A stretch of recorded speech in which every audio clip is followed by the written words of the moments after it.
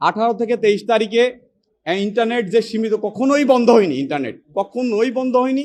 উনি বন্ধের নির্দেশনাও দেননি, শোনার অথরিটি ছিল না এবং উনার কোনো নির্দেশনা ছিল না।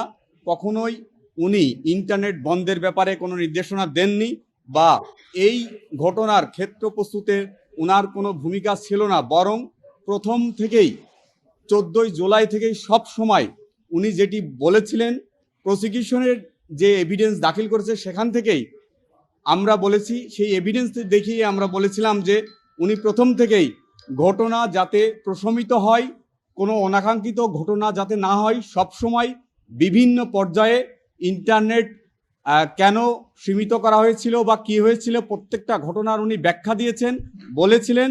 এবং কখনোই উনি চাননি যে জুলাই হত্যাকাণ্ডের ব্যাপারে, হত্যাকাণ্ড বা যে অপরাধ সংগঠনের ব্যাপারে ওনার যে অভিযোগ এসেছে সেই অভিযোগ একদমই মিথ্যা এবং সম্পূর্ণভাবে উনি নির্দোষ। উনি আজকে কোর্টে নিজেকে নির্দোষ দাবি করে ন্যায় বিচার চেয়েছে। আমরাও প্রত্যাশা করি যে আমাদের অনারেবল চিফ জাস্টিস সম্প্রতি একটা কেস, যে জাতীয় বিশ্ববিদ্যালয়ের কেসে উনি একটা শব্দ ইউজ করেছেন, what he was beautifully pen the word judiciary ট্রেনারি।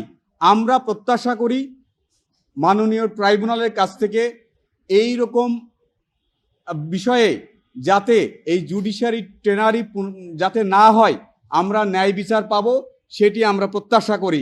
এবং ওনার বিরুদ্ধে যে অভিযোগ এনেছে প্রসিকিউশন, আমরা সাক্ষ্য, ওনাদের সাক্ষ্য থেকেই প্রমাণ করতে সক্ষম হব বলে প্রত্যাশা করি যে উনি নির্দোষ ছিলেন। উনি কোনো ইন্টারনেট বন্ধের ব্যাপারে বা এই যে ওনার বিরুদ্ধে যে অভিযোগ এনেছে সেই অভিযোগের ব্যাপারে ওনার কোনো সংশ্লিষ্টতা ছিল না, ওনার কোনো নির্দেশনা ছিল না।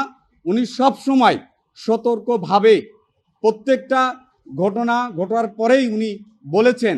এখানে ট্রাইব্যুনাল একটি বিষয় উল্লেখ করেছে, অভিযোগের যখন ট্রাইব্যুনাল মৌখিকভাবে অভিযোগ পাঠ করে তখন একটি বিষয়, একটা কনভারসেশনের ব্যাপারে উল্লেখ করছেন। সেই কনভারসেশন কিন্তু 23 জুলাই, যখন 23 তারিখেই যে ইন্টারনেট আবার পুনরায় চালু করা হয়, ওনারা বলার, প্রসিকিউশন বলার চেষ্টা করেছেন এটাকে ষড়যন্ত্র বলেছেন, ক্ষেত্র প্রস্তুতের ফ্যাসিলিটেট করার যে ষড়যন্ত্র সেটি বলেছেন।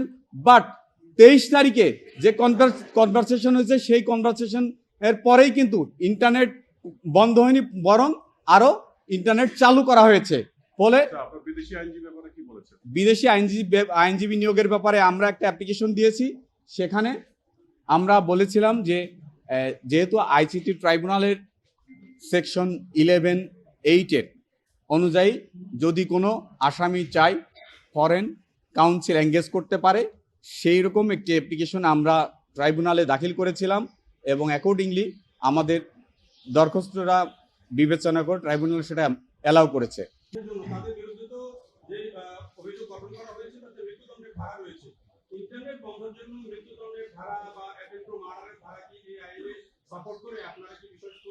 Not at all. উনার বিরুদ্ধে যে অভিযোগ বলছে যে হত্যাকাণ্ড প্রস্তুত, ক্ষেত্র প্রস্তুত, ইন্টারনেট বন্ধ করে ক্ষেত্র প্রস্তুত করেছেন, এই অভিযোগ এনেছেন। কিন্তু কোথাও প্রসিকিউশন যে এভিডেন্স এনেছে ওনার বিরুদ্ধে, সেখানে কোথাও উনি এই যে হত্যাকাণ্ড বা এরকম অভিযোগের ক্ষেত্র প্রস্তুতের মতো কোনো সাক্ষ্য প্রমাণাদি প্রসিকিউশন আনতে পারেননি। সেজন্যই আমরা বলেছিলাম মাননীয় ট্রাইব্যুনালকে যে ওনার যে ফেসবুক স্ট্যাটাসের কথা বলা হয়েছে, ওনার টেলিফোন কনভারসেশনের কথা বলা হয়েছে, সেখানে একটি শব্দও নেই যেখানে তার শব্দ বা স্ট্যাটাস দিয়ে এই রকম একটা অপরাধের সহায়তা বা ক্ষেত্র প্রস্তুতের মতো কোনো ঘটনা ঘটাতে পারেন। লার্নের চার্জ ফ্রেমিং এ চিফ প্রসিকিউটরের সাবমিশনে তারা বলছিলেন যে বিটিআরসি কে 18 জুলাই রেট্রোস্পেক্টিভ এফেক্ট ভূতাপেক্ষার সাপেক্ষে যে বন্ধের নির্দেশ, ইন্টারনেট বন্ধের নির্দেশ, সেটাকে কিভাবে ব্যাখ্যা করেন? সেখানেও জনাব জুনায়েদ আহমেদ পলকের কোনো যে অনুমোদনের বিষয় ওনারা বলেছেন, সেখানে কোথাও তার স্বাক্ষর বা কোনো কিছু নাই, তার নাম উল্লেখ করা হয়েছে, বলা হয়েছে যে মৌখিক, তাকে সামওয়ান মৌখিক নির্দেশনা দিয়েছে, কিন্তু উনার এটা হচ্ছে একটা কমিটি ভূতাপেক্ষ অনুমোদন দেন, সেখানে তার কোনো স্বাক্ষর বা কোনো এভিডেন্স ওখানে নাই যে তার সাথে নেকচার ছিল। কিন্তু তিনি তো বলেছিলেন যে ইন্টারনেট বন্ধ এমনি এমনি হয়ে গেছে। বাট সেটা বন্ধ কেন হয়েছে সেটাও আপনারা ওই সময়ে পত্রপত্রিকায় যে সমস্ত রিপোর্ট এসেছে সেই রিপোর্টগুলো যদি পড়েন আপনারা পরিষ্কারভাবে বুঝতে পারবেন যে কেন বলেছেন। প্রত্যেকটা ঘটনা, প্রত্যেকটা 15-16 থেকে 23 তারিখে, 18 থেকে 23 তারিখে ইন্টারনেট যে সীমিত, কখনোই বন্ধ হয়নি, ইন্টারনেট কখনোই বন্ধ হয়নি। উনি বন্ধের নির্দেশনাও দেননি, এবং কোন পরিপ্রেক্ষিতে উনি কেন বলেছেন সেই সময়কার পত্রপত্রিকায় রিপোর্ট পড়লে, ওনার স্টেটমেন্ট পড়লে আপনারা পরিষ্কার হয়ে যাবে। ওইখানে কি হয়েছিল? খুব পড়ে গিয়েছিল এরকম কোনো কিছু? সেটা উনি যেটা বলেছিলেন যে ওই ইন্টারনেট যে সার্ভিস অ্যাসোসিয়েশনের সভাপতির উদ্ধৃতি দিয়ে উনাকে বলা হয়েছিল, উনাকে বিটিআরসির চেয়ারম্যান উনাকে বলেছিল যে মহাখালীতে এরকম একটি ডাটা সেন্টার পড়ে গেছে, সেইটার প্রেক্ষিতে বিটিআরসি চেয়ারম্যানের উদ্ধৃতি করে উনি বলেছিলেন যে উনাকে বলেছেন সে যে এইটা পুড়ে গেছে, সেইটার প্রেক্ষিতে উনি বলেছেন যে সাময়িকভাবে ক্ষতিগ্রস্ত হয়েছে।